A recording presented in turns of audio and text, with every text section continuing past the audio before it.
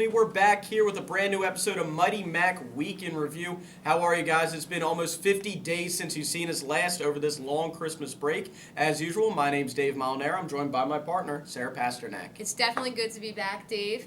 Hope everyone had a good Christmas and a very happy New Year.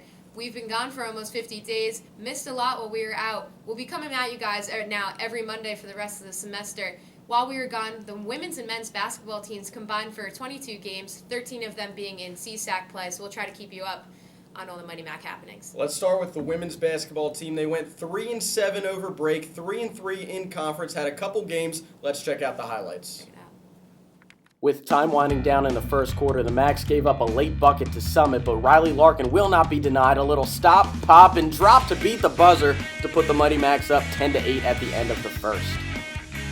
Late in the second quarter, the Mighty Macs play hot potato around the perimeter. Bailey Cruson finds Larkin in the corner, who makes this three. She ended up the game with 28 points. Immaculata took a 26-17 lead into the half. On to the third quarter, Larkin doesn't just hit big buckets, she dishes primetime dimes down low. Teresa Walsh up and good off the glass to put the Mighty Macs up 32-22. A tight one down the stretch, the Macs holding just a 1-point lead, and Tess Giefer takes over this game, drives hard, gets fouled, the milk and the cookies too, heads to the line for the old-fashioned three-point play. The Mighty Macs would win this game 51-47. The women's team would then drop 3 non-conference games and a game at Cabrini in their return from winter break before returning then to Karen and Centenary. Let's take a look at the highlights. In the first half, Riley Larkin takes a pass on the wing and nice and easy, despite the defenders, buries the three-pointer to give her 15 first-half points and the Macs a 30-28 halftime lead. The Macs trailing by 1 in the second half. Dia Veneziano keeps her head up, throws a dart to Teresa Walsh under the hoop for the basket, and IU takes a 1-point lead. Moments later, Larkin's at it again. She executes a perfect fast break as she drops a pass to Gina Kachi, who leaves it in to keep the Macs in the front.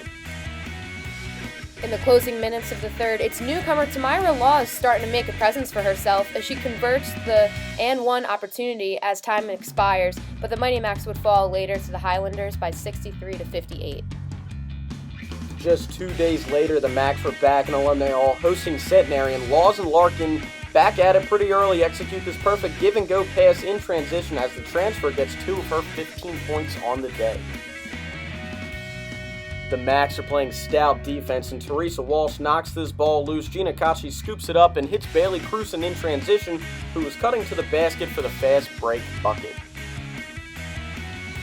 With time winding down in the first half, Larkin does it all here, grabs the board, goes coast to coast, heads to the laundromat, puts 25 cents in the spin cycle on her defender, puts the floater up off the glass, and good. The Mighty Macs would be leading heading into halftime. Trying to keep the Macs in the game in the fourth quarter, Gina Kachi sinks this step-back deep three-pointer from the wing, but it wasn't good enough as Centenary pulled away and the Macs lost 62-50. IU dropped one to DeSales, but bounced back with a big road CSAC win at Keystone behind a 28 performance from Riley Larkin. The Macs are now 3-3 in conference, 500 overall, that 6th playoff spot with 10 games left to go, so keep an eye on that. They have a couple big games this week with Rosemont and Gwinnett Mercy. The men's team had a 6-6 run, including a 5-2 run in CSAC play. An impressive run started with their games at Cabrini and Summit. We got some highlights for you. Let's take a look. In the first half, the Macs hit the ground running as freshman Cordell Lord threads this beautiful bounce pass to Tony Calamaro for 2 of his 11 points on the night. Off the missed three-pointer, Roy Farrell Jr. doesn't stop the hustle as he gets the rebound and the foul. IU would take a 40-33 lead into the locker room at the half. In the second half, the Macs keep the pressure up as Rodney Duncan scores 3 of his team-high 24 points on this pull-up three-pointer, 1 of 12 on the day for IU. Later in the half, the men are on the ground in a scramble for the loose ball. Mike Griffin comes up with it and scores to put the game away as IU defeated Cabrini for the 3rd consecutive time by a score of 84-64 for the first win of the season. 3 days later, the Macs hosted Summit and picked up where they left off with great defense. Mike Pekarsky steals the ball, races the length of the floor for the easy bucket. With time winding down in the first half, Rodney Duncan drives and hits big country Mark Huber with the beautiful bounce pass and layup to put the Mighty Macs up 32-30, headed into the locker room. Fast forward to the second half, Matt Simon was named to the CSAC Weekly Honor Roll, comes around the pick, sinks this contested 3-ball to put the Mighty Macs comfortably in the lead 51-39. Late in the game, Immaculata will put this game on ice. Simon in the corner, gets it down low to Farrell Jr., a little drop step spin move, puts it up off the glass for a game-high 22 points. The Macs would hold off the defenders in a 69-56 win.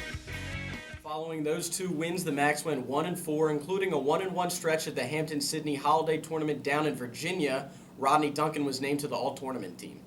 Following a loss at Centenary, the men, in their return from winter break, then hosted Karen and Marywood. We have highlights. Let's take a look. In the middle of the first half, with the Macs leading, Rodney Duncan drives hard to the hoop, misses the shot, but don't worry, Mike Pekarsky's got his teammates back. He's there for the rebound and gets the hoop. The Mighty Macs then showing off a strong defense in a passing game as Mike Sturdivant gets the steal and feeds it ahead to Matt Simon, who goes ahead with the one-handed touch pass to Roy Farrell Jr., who is fouled and finishes off the three-point play. The Macs led 34-27 at the half. Back for another round as the defense again as Sturdivant gets his fourth steal of the game and the outlet to Ron Melton, converts at the other end. Melton finished with his first career double-double.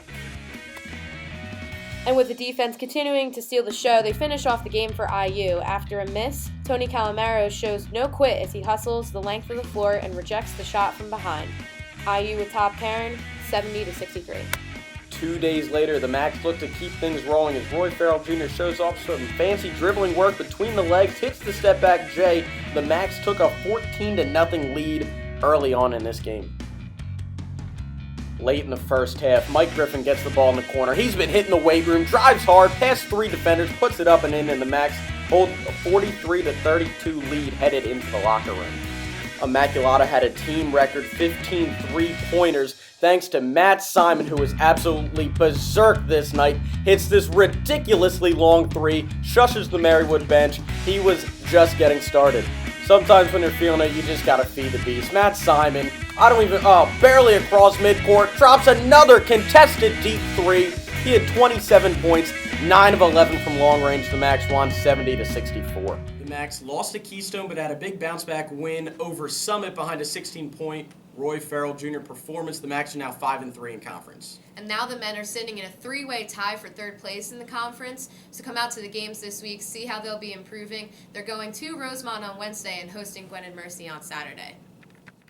Only a few Mighty Macs competed at the Lehigh meet right before the break, and Rachel Lamb was the best of the bunch, placing 23rd in the 1,000 meter with a time of 3:31. At the Kutztown Invitational this past weekend, the women grabbed 4 top 15th place finishes. Tara Liska placed 14th in the long jump. Sarah Stepanchik, that's my roommate, grabbed 15th in the shot put. Diana Cusick also placed 15th in the 3,000 meter, while the 4x4 relay team placed 8th. The men got started at Lehigh as well, with Alex Felderstein placing 17th in the shot put for the best IU finish on the day. Lucas Grudai came in 21st, and Tom Sagendorf placed 24th in the same event. At Kutztown this past Saturday, Angel Chamal Rodriguez began competition for the indoor season and placed 6th in the 3,000 meter, while Felderstein came in 10th in the shot put. Grudai also did well with a 12th place finish in the long jump. Track and field are going to hop on the bus and head to Ursinus College for the Collegeville Classic later this week. We definitely had a lot of catching up to do. Hope you guys enjoyed our first show. Just remember, we'll be doing our show now every Monday for the rest of the semester. And also be sure to come out on Saturday. The men's and women's basketball teams will be hosting a doubleheader against Gwenin starting at 1 o'clock, so definitely come out for that. That's going to be all for this week's episode of Mighty Mac Week in Review. My name's Dave Molinaro. And I'm Sarah Pasternak. And go Macs.